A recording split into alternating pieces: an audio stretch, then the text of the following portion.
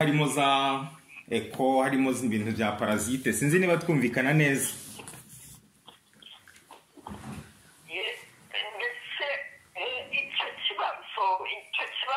turakizi ariko kubera ko abantu benshi aya masaha baba bikonegise iyo utangiye kugera nko mu masaha ya saa sita bikabasha kugabanuka turabishimira Imana ntawakekaga ko bizabaho ariko turakoresha uburyo dushyize turakumva ko hari n'itoparasite.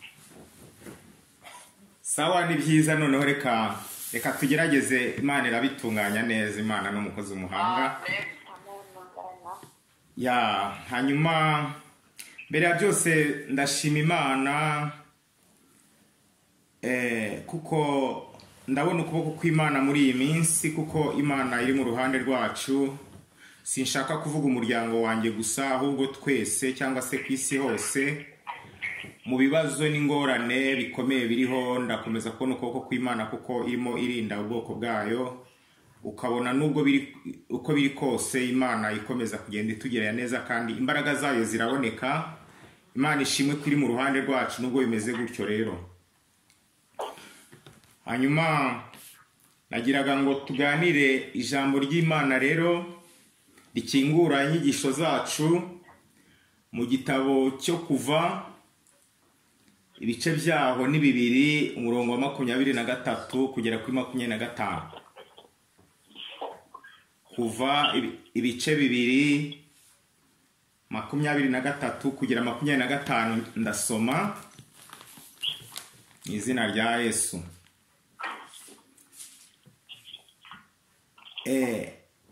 Hashize iminsi myinshi umwami wa Egiputa aratanga, Abisiraheli banihishwa n'uburetwa bakoreshwa, barataka.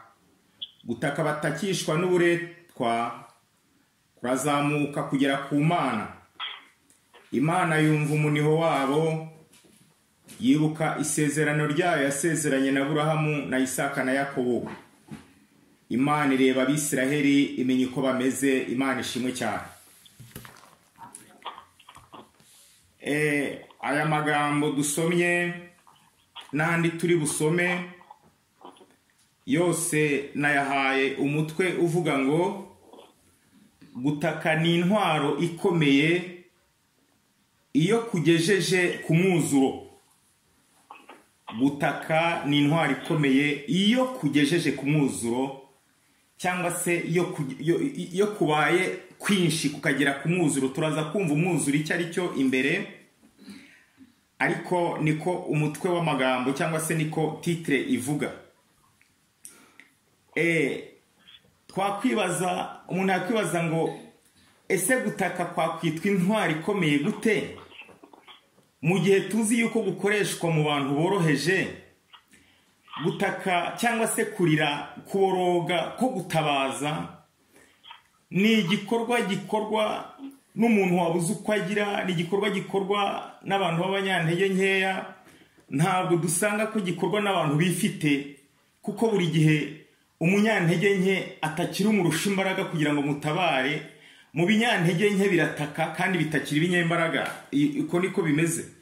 Noneho tukavuga ngo twakwibaza ngo ni gute gutaka, kurira, kuboroga, gutabaza gutoranijwe kukaba guhindutse intwari ikomeye n'ise kirimbuzi, intwari ifite imbaraga karundura, ikoreshwa izindi zose zananiwe. Uku gutaka gushobora gukorwa n'abantu bose, nta muntu udashobora kubona iyi ntwaro. Ibyo bintu bimeze bite? Imana itugire neza cyane. Reka turebe ingero zimwe na zimwe hano mu isi, uburyo gukoreshwa cyangwa se uburyo kwashoboye gukiza rimwe na rimwe.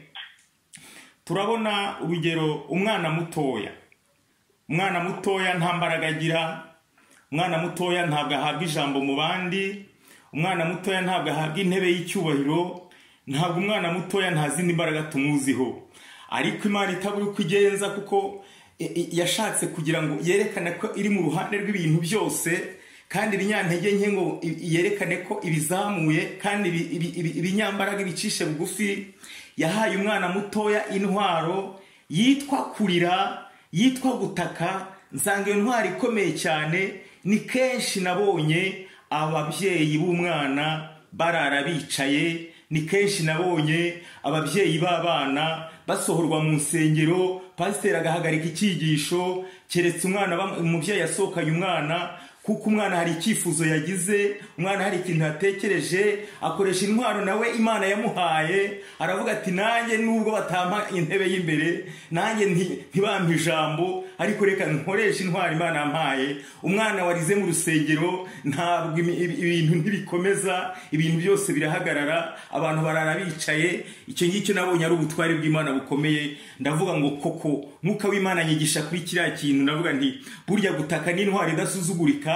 Ikibazo si uyikoresha, ahubwo turareba ku nyungu izana, umusaruro w'intwaro yo kurira, umusaruro w'intwaro yo gutaka, umusaruro wo kuboroga, ko kubura uko umuntu yagira akegura iyi ntwaro. Turaza kureba imbaraga gufite. Imana idufashe. Turabona umurwayi ni indembe, umurwayi ntaterura, umurwayi ntiyikorera, umurwayi ntagenda, umurwayi ntashobora no kurya. Ariko reka mbabwire, aho umurwayi yanihiye, aho umurwayi yavugirije induru, inzu yose irakanguka.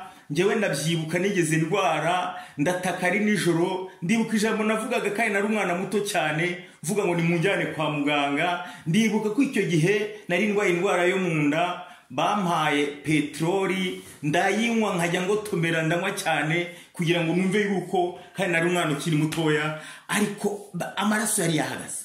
Kurira rero, gutaka, uyu murwayi hano nta kundi dutaka. Twebwe hano dukoresha inimero y'112. Iyo uyikoresheje waba uri mu buriri, waba uri ahantu hehe, ugahamagara polisi ya hano, iyo nimero ihamagara kuri polisi. Bikozwe n'umuntu wabuze uko agira, ari mu ntege nkeya, ariko polisi igiye guhaguruka n'ijwi rinini. Bya bimodoka byose bitwaye izindi biregerayo. Imodokari zifite ibintu bikomeye, imizigo ihenze. Iyo modokari irahabwa inzira mpaka ingeze uko nakoresha intwaro yo gutaka. Imana idufashe. Nabonye amashyamba ashya, ndi mukuru, nabonye amazu ashya. Umuntu arabanza akazimya, agakubitamo utwondo, akagenda azimisha utuntu tworoheje. Ariko iyo umuriro umaze kugera kure, umuntu abonye ko binaniranye, intwari zituma abantu bahurura, abajya mu isoko bagahagarara. Ubwo nasuye iwacu muri Afurika, nuko umuntu ashyira urushyi ku munwa, akavuza induru, agataka. Icyo gihe urwo rwamo iyo ruvuze, ntabwo hatabara inshuti, ntihatabara abagenzi, hatabara abantu bose, n'abatambuka bose baraza, kuko urwamo rwagize umumaro. Imana idufashe. Rero dusomye ririya jambo ritubwiye ko Abisiraheli ngo baratatse. Ndagira ngo mbabwire yuko umunsi Uwiteka amanukira ku musozi wa Horebu kuvugana na Mose, ndagira ngo mbibutse ko sibwo Abisiraheli bari batatse. Mwibuke yuko Abisiraheli, Mose uwo wari utumwe yari afite imyaka 40. Mwibuke yuko Mose ubwe yavutse hariho kwicwa kw'abana b'abahungu, kuko abanyegiputa bari babonye ko Abisiraheli ngo bari kugwiza imbaraga, ngo bari kugwira, ngo kandi uko barushagaho kugwira, ngo bakarushaho no gukwira, bagakwira igihugu. Hanyuma ngo uwo mwami utaramenye Yosefu afata umugambi wo kuvuga ngo nkwiriye kureba ukuntu twabuza aba bantu kubaho no kororoka. Bafata uriya mugambi. Mose ngo kwizera kwa nyina, ngo abona ko umwana ari mwiza adakwiriye gupfa, ngo ntihatinye itegeko ry'umwami, ngo amuhisha mu gatebo, amushyira mu mazi. Burya impamvu yatumye Mose abaho naje kubisoma, nsanga ngo bari bafite ariya mazi yariyo mana yawe y'abanyegiputa, cyari ikigirwamana. Bajugunyagamo umukobwa rimwe mu mwaka mwiza watoranijwe mu gihugu, rikaba ituro ry'ikigirwamana cyabo. Ngo bakimara kubona uwo mwana, ngo batekereje ko ari umwana w'Imana yabo yabyaye, bamurera nk'umwana w'ikigirwamana cyabo. Kimwe mu byatumye Mose agira agaciro kwa Farawo, ni ukubera yuko batekerezaga ko ari umwana w'Imana yabo, bivuga ngo yatowe mu mazi nk'uko izina rivuga. Imana idufashe. ariko bari baratatse igihe kinini, myaka 10, 50, 100, 200 kuri 400 gutaka. Navuze intego iravuga ngo gutaka n'intwaro ikomeye, n'intwaro kirimbuzi yo kugejeje ku mwuzuro. Bakomeje gutaka, bakomeza kwinginga Imana, bakomeza gutaka mu buretwa. Kumaze kugera ku mwuzuro, Imana iravuga ngo ndamanutse kuko numvishe gutaka k'ubwoko bwanjye. Ivugana na Mose ajya kubakura mu Egiputa. Ibyo ntabwo tubyinjiramo cyane. Reka tugende noneho turebe ese gutaka Yesu abivugaho iki? Ni iki Yesu yita gutaka? Abisobanura ate? Yesu hari icyo abivuzeho, hari urugero yabisobanuyeho, hari imbonera yatanze mu itorero y'ukuntu tugomba kubikora. Kuko mukurikiranira isomo turaza kureba dusange abantu baramaze kuba abantu navuga se ngo babaye ni nk'abaroberi ku Mana, abantu bagiye kure y'Imana, abantu bavuye mu rugo rw'Imana kuko intwaro yari kubazanira agakiza n'umumaro. Abantu bayikoresheje nabi, abakristo bayikoresheje nabi, bituma babura umumaro bizeye, bita Imana inyantege nke, bita abahanuzi abanyabinyoma, ariko nuko intwaro yakoreshejwe nabi. Reka turebe Luka ibice 18 kuva ku murongo wa mbere. Luka 18 umurongo wa mbere ndasoma kugera ku murongo wa 8. Ndasoma nihuta igihe cyacu abari gitoya. Ni umugani w'umupfakazi, umucamanza n'umupfakazi wamutitirije. Abacira umugani wo kubigisha ko bakwiriye gusenga iteka ntibarambirwe. Arababwira ati, hari umucamanza mu mudugudu umwe utubaha Imana ntite ku bantu. Muri uwo mudugudu harimo umupfakazi. Aramusanga aramubwira ati, ndengera ku mwanzi wanjye. Amara iminsi atemera, ariko hageze aribwira ati, nubwo ntubaha Imana kandi sinite ku bantu, ariko kuko uyu mupfakazi anduhije, ndamurengera ngo adahora azi iminsi yose akandushya. 6. Nuko umwami Yesu arabaza ati, ntimwumvise iby'umucamanza ukiranuka yavuze? Ubwo bibaye bityo, Imana se yo ntizarengera intore zayo ziyitakira ku manywa na nijoro? Aho muhaca akarongo.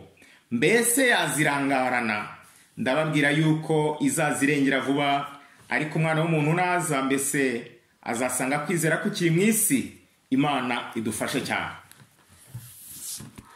Umupfakazi yari ari mu mudugudu abanamo n'umucamanza utubaha Imana. Muri iki gihe nibo twita ngo n'abapagani. Uyu mucamanza utubaha Imana ntiyite ku bantu.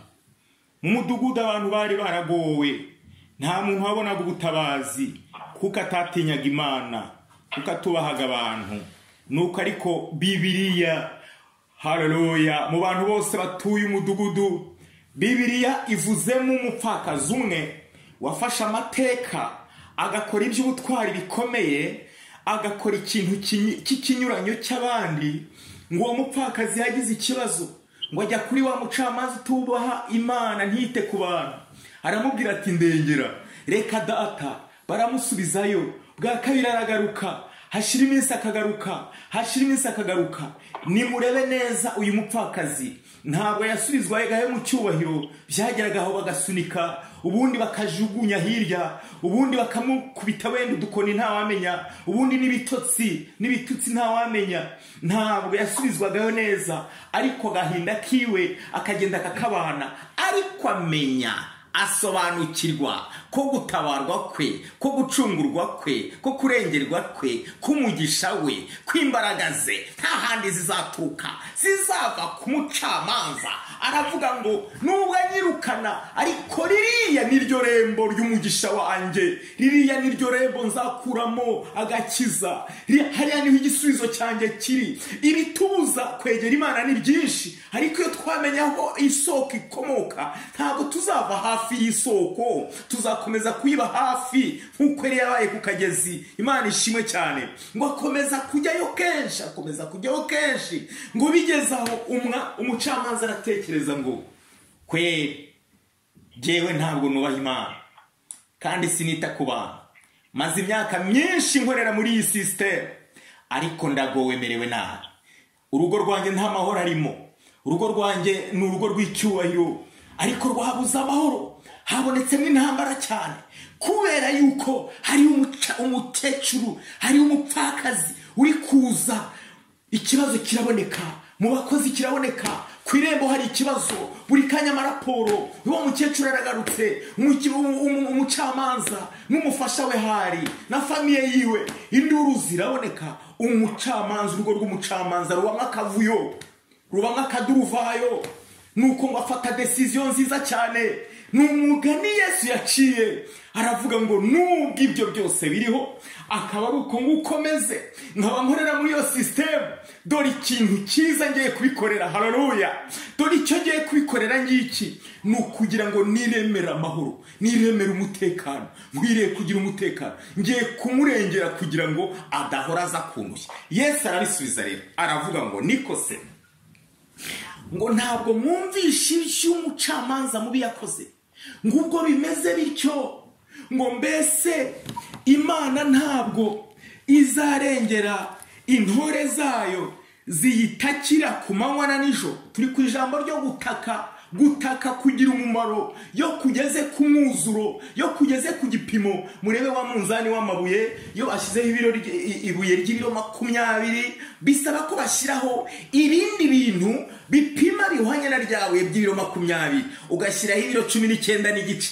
Urushinge ntabwo ruzamuka, ariko yo bigeze ku mwuzuro, bigeze kuri 20, birabalansa neza, ukabona urushinge rutangiye kunyeganyega. Ariko bagenda bongeraho, twagiye tujyana ikawa ku minzani cyangwa ibishyimbo, ndi kwibutsa minzani wacu y'amabuye, ukuntu bagenda bongeraho kugeza igihe urugero ruhwanye na ryabuye ry'ibiro byapimwe bigera ku mwuzuro, urushinge rukagenda. Hariho abantu Imana ishaka gukangura muri iyi minsi, hariho abantu Imana ishaka kwingingira muri iri jambo. Hari ibyo Imana yabonye abantu basengeye byabagoye, bimaze imyaka myinshi bizengurutseho, bazenguruka ku musozi. Hari ibintu byakozwe nabi, hari amasengesho yakozwe nabi mu buryo bwacu bwo gusenga. Gutaka ni iki? Yesu arabisobanuye, ngo yashakaga kubigisha ko bagomba gusenga. Ku murongo wa mbere ngo abigisha ko bakwiriye gusenga iteka ntibarambirwe. Nicyo yashaka kubabwira. Umupfakazi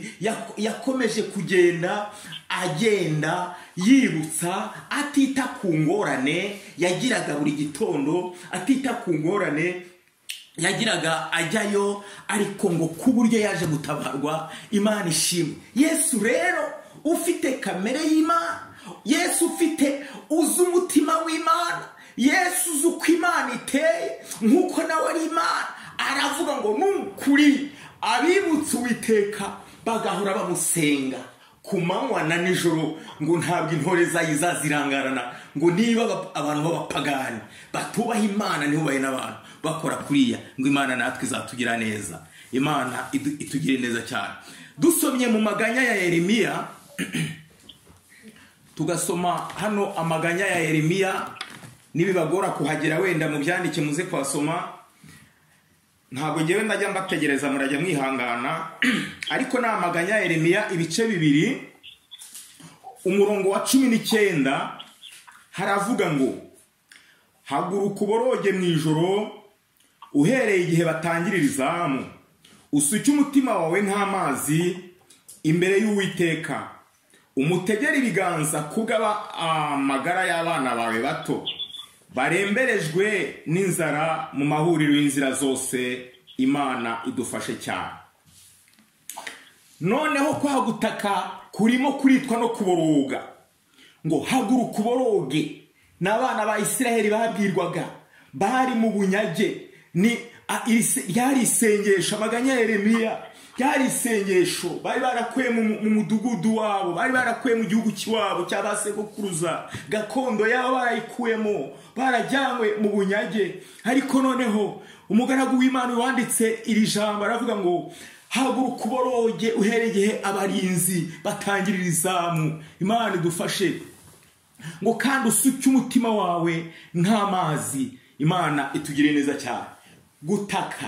Gutaka iyi ntwaro basobokuruza barayikoresheje. Uwitwa Yehoshafati ingabo zaramuteye, baramubwira ngo dore zuzuye ikibaya, ngo dore kandi ni nyinshi. Yehoshafati kugira ngo arundarunda abasirikare, aho kugira ngo ashakishe intwaro mu ngabo, aho kugira ngo ashakishe inkunga mu bihugu, ahubwo arabwira abantu ati yemwe mwese yemwe Bayuda nimuze nimwegerane. Bazingura ibitabo, baricara bakuba kabiro, barasenga Imana.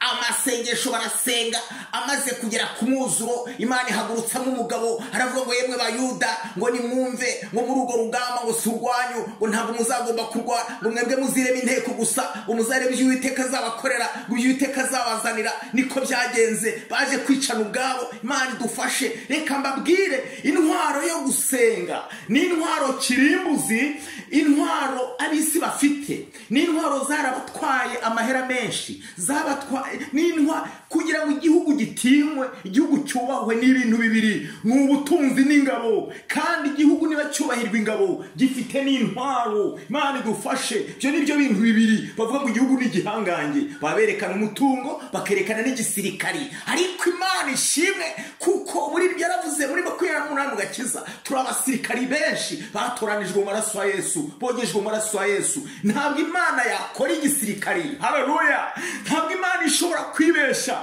ngo ireme igisirikari kitagira imbunda. Haya sedebo, ntabwo Imana ishobora kubaka inarume igisirikari kitagira intwaro. Ntibishoboka. Niba Uwiteka avuze ko turi abasirikari kandi tukaba n'intwa mu cyimbo cya Kristo, tukaba n'ibisonga bya Kristo, turi abana b'umurage, nta nubwo tukiri abagaragu, ngo turi n'inshuti, ngo kandi na Yesu bwe ntabwo akorwa n'isoni zo kwitwa imfura muri bene se benshi. Niko Pawulo yandikiye Abanyefeso. Imana idufashe cyane. Ntabwo igisirikari cyo mu ijuru kibuze intwaro, ahubwo dufite intwaro kirimbuzi zishobora gucecekesha intwaro z'abisi. Mwere kunyeganyega kuko isi ni twebwe dufite urufunguzo rwo kwihesha amahoro. Itorero niryo rifite urufunguzo rwo guhesha isi agakiza. Ni twebwe dufite urufunguzo rwo guhesha abanyabwenge vision, bakamenya ibyo bakora, bakamenya uko bategeka. Isi yazazaniwe, nta mubare, nta rijeburi riri gukora, abantu babuze iyo bagana. Birasaba ngo itorero rigira igishito cy'amasengesho kugira ngo abategetsi bagire vision, kugira ngo abashakashatsi bagire vision. Niyo uyu muti n'urukingo ndabihamya cyane ko bishobora guturuka mu muriro w'amasengesho w'abizera ibitorero. Nimuze dufatana amaboko dusenge, kandi amasengesho meza Bibiliya yerekanye ko na amasengesho afite umwuzuro. Mana ishimwe, ndavugana n'abanyamasengesho basenze kera bakabihagarika, batangira gucika intege, batangira kubiha abandi bahanuzi, batangira kwandika udupapuro bakaduha abandi ati runaka niwe wasubizwa. Iyo ni system yabonetse izamwe n'intege nke, kuko abantu barekuye umuzingo wabo w'amasengesho bakawuha abandi, bacika intege. Amasengesho abasenga ni benshi ariko abasubizwa ni bakeya. Biterwa n'iki? Ndakurahiye ntabwo ari ibyaha wakoze, ndakurahiye ntabwo ari uko wavuye mu byizerwa, ndakurahiye nta miziro n'imivumo ikuriho, ahubwo wasitaye kuri kondisiyo imwe gusa yo gusenga ko kugera ku mwuzuro. Imana ishimwe cyane. Vugurura amasengesho. Haguruka mubyeyi, haguruka mugabo, mureke duhaguruke, nimuze duhaguruke. Reka mbabwire, nitudahaguruka ntituzamenya impamvu itwicaje kuri Erope, ntituzamenya impamvu yatuzanye, tuzamenya agaciro k'indege yakuzanye, tuzamenya agaciro k'inzu wicayemo, tuzamenya agaciro k'akazi ukora, tuzamenya agaciro k'izina witwa. Ntabwo ubizi, ariko iyo twumva amakuru twumva ko abantu bo hanze bakwifuza ni benshi, kuko benshi babinyuza mu rwego rw'ibyifuzo. N'abahanuzi b'ibinyoma bagasengera abantu bati Imana iguhaye uburayi, kugira ngo abantu batungwe na morale. Abantu bifuza kukuba ni benshi, ariko amasengesho ari hehe? Imana idufashe. Twageze mu gihugu ariko tuvuga ko ngo system yatuje gusenga Imana. Ndakurahiye nta system ibuza umuntu gusenga. Niba abantu barasenze bagasenga mu nzu y'imbohe, sengesho rikagira umuzuro, Imana igakiza abantu. Niba abantu barasenze bagasengera ahantu hashoboka n'ahadashoboka, Imana ikamanuka. Ntabwo hano ari mu nzu y'imbohe. Niba Imana yumva isengesho mu nzu y'imbohe, Imana ikumva abantu batawe mu rwobo, Imana igakiza abantu mu makondisiyo akomeye cyane. Murashaka kuvuga ko Uwiteka yaradukubise? None Uwiteka yaraduhanye, yaduhaye ikintu kibi gituma tutasenga kugira ngo yihana kisubize. Nimuhitemo musubize Uwiteka ibintu bye. Niba bibabujije gusenga ni ukuvuga ko yabakubise inkoni ikomeye, kuko gusenga tubona ko kwasenzwe n'abantu b'impunzi, kwasenzwe n'abantu b'abanyegiputa, barasenga baniha bakora iby'amatafari. Imana yumva gusenga no kwinginga kwabo. Niba twebwe dufite ikintu cyatuma tudasenga, birumvikana ko Uwiteka dukubise inkoni iruta yakubise ba sokuruza. Nimwere kwita Imana ibinyarinyoma, nimufate intege nkeya, mwere gutuka Imana, mwere kubeshyera Imana, mwere kugayisha Imana. Umwuka w'Imana undimo arafuhira ikinyoma nasanze hano muri Europe. Niho ndi nanjye, ariko harimo ikinyoma gikomeye cyane ngo dufite system ituma tudasenga, ngo hariho uburyo butuma tudasenga, ngo hariho uburyo butuma tudasenga. No, ibyo ni ukubeshya cyane. Nta muntu wabuze uko asenga. Daniyeli azagutsinda kuko yarasenze, asenga gatatu kandi asengera mu biro. Kandi ubwo bari bavuze bati tumutegeye ku Mana ye niho acungira, yakomeje gusenga gatatu. Urupfu rwari rumuri imbere. Niba umuntu asenga urupfu ruhari, uravuga ko akazi Imana yaguhaye ari urupfu. Urwo ni urupfu rukubuza gusenga. Ariko mwareka gutuka Imana, mwareka gusebya Imana. Imana yabahaye, reka nkubwire, akazi kose ufite, imirimo yose ukora, ibyo ukora byose na system uhagaze, Imana yabiremye kera isi itararemwa. Kandi yuko abonye ko umutima wawe utigishwa ngo umenye, ukiri muri Afurika, ikuriza indege ikuzana aha hantu. Nkunze kubwira abo turi kumwe, mwese ari ufite amashuri n'utayafite, ari uwakoreye leta n'utarekoreye, nta muntu waje hano bamuhamagaye ngo aze gufasha Europe, aze gufasha ibi bihugu kubera ubwenge bamubonagamo. Twese duhurira ku nyuguti ABCD, bakatwigisha uko tuzivuga. Bigaragara ko nta kintu ubuzanye hano. Yaba wagira ikintu uzanye hano, wasanga baguteguriye imashine, wasanga baguteguriye biro, baguteguriye aho ukorera. Ariko niba ushaka utangira kujya kwiga ABCD, ni ukuvuga ngo Imana igucishije bugufi, igiye gufonda ubuzima, iguha ibintu byayo bishyashya. Ariko ni mu byubahire n'Uwiteka Imana. Cya 10 ntabwo mvugaho uyu munsi, abizi. Cya 10 simvugaho, amaturo simvugaho. Ariko icyatumye Imana igusiga ikereti ni ukugira ngo utunganye ibitari bitunganye. Imana idufashe cyane. Ariko amaboko yacu niyo akwiriye gukora mu gihe nk'iki ngiki. Yemwe abashaka gusenga, enda nimuze dufatane. Nubwo nanjye ndi hano mukaba muri aho, ni ukuri narabakunze kandi muri inshuti zanjye. Ariko niba mushaka gusenga tuzagendana, niba mwemera gusenga tuzagendana. Abanyamasengesho bari mu icyo gihugu, nimureka nanjye nimumpe karibu, ndabasabye karibu, nimumpe karibu dusenga n'Imana. Ndashaka gusenga Imana, ndi kwiga uburyo bwo gusenga kuko namenye ko natangiye gusenga nkiri umusore, niho nakijijwe. Ariko kuva icyo gihe hari ibyo nasengeye, nandika udupapuro, bimwe sinkinibuka aho natujugunye. Ibyifuzo bimwe nasengeye sinkinaby'ibuka, ntibyashubijwe. Nabonye ko bitinze ndabireka, ndasimbuka njya gufata utundi dupapuro, nandika ibindi bishyashya, nabyo ndabyihorera, ndarambika, ntanga ibyifuzo. Icyo nahereyeho sinzi icyo ari cyo, icyo ngezeho sinzi icyo ari cyo. Icyo nize muri iyi minsi nungu ufata ngakomeza ibendera ryanjye. Imana ishimwe. Amasengesho y'umwuzuro azagira umumaro, Imana izayasubiza. Imana idufashe. Amasengesho y'umwuzuro arakora imirimo. Nararebye ndeba uburyo igitonyanga iyo kigwa ahantu ku isima kiragwa, ni igitonyanga ntikigira imbaraga. Umva uwo mugani. Ariko igitonyanga kigwa ahantu, twagiye tubona ahantu igitonyanga gihora kigwa kuri beto, hashira amezi, hashira imyaka myinshi, kigapfumura kigaca icyobo. Ariko ntushobora kubona kiri guca icyobo. Niko amasengesho agenda progressivement, agenda buke buke. Ariko ku mwisho amasengesho agira umwuzuro, akagira umumaro. Yasenga mu mwete. Imana ishimwe cyane. Ni igihe gitoya rero, ijambo rya nyuma turangirizaho. Reka turirebe hano, Zaburi 5:5-18. Ndasoma nihuta kugira ngo soze. ntaza kurambira abakozi b'Imana. Nahageze Zaburi 5:5 umurongo wa 18 ni haravuga ngo nimugoroba na mu gitondo no ku manywa y'ihangu nzajya muganyira niha nawe azumva ijwi ryanjye. Ndasubiramo iri jambo kuko niryo rya nyuma dusozerezaho. Nimugoroba no mu gitondo no ku manywa y'ihangu nzajya muganira niha nawe azumva ijwi ryanjye. Amen. Turi ku ijambo rivuga ngo gusenga ni intwaro ikomeye, ni intwaro kirimbuzi iruta izindi zose yo kugeze ku mwuzuro. Mwanditsi hano aravuze ngo nimugoroba na mu gitondo na nimugoroba na kumanywa na mu gitondo nzajya musenga niha. Ndagira ngo mbabwire ko gutaka no kuniha biratandukanye. Kuniha ni umubabaro warengeje urugero. Kuniha ni hafi umuntu aba ageze ku irembo ry'urupfu. Kuniha guturuka mu gutaka kwarengeje. Utaka arahamagara, agahamagara uwo hakurya y'umusozi.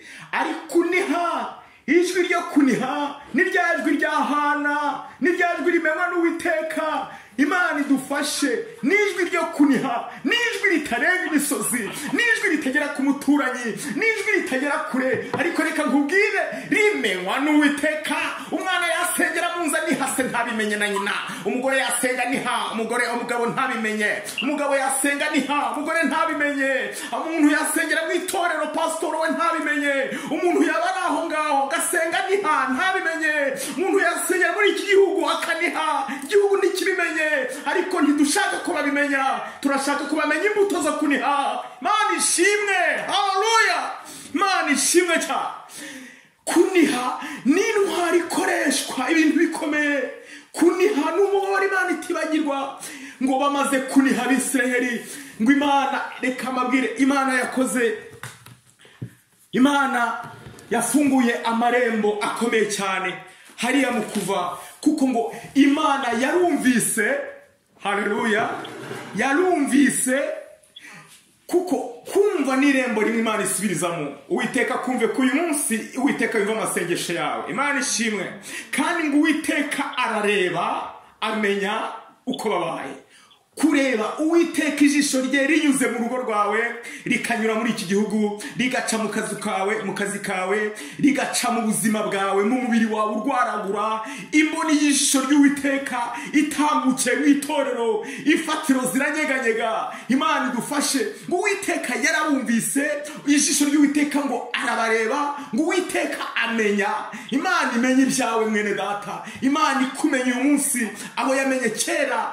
Imana ikumenye, ikora ibitangaza bikomeye. Kandi ngo Uwiteka yibuka, ngo yibutse Hana. Kandi Hana yarasenze ngo Uwiteka we, ngo nunyibuka ukaba umwana w'umuhungu, ngo nanjye nzamutamba, azaba Uwiteka gukora iminsi ye. Niko Hana yasabye. Kwibukwa n'irembo rimwe Imana ifunguriza mu buzima bwawe gukora. Ariko aya marembo uko arane yafungukiye rimwe, kuko kuniha gutaka kwabo kwageze ku mwuzuro. Ngo Uwiteka arabareba, ngo kandi arabumva, ngo kandi aramenya, ngo ari bivuga ngo Uwiteka yabaye nk'ukangutse.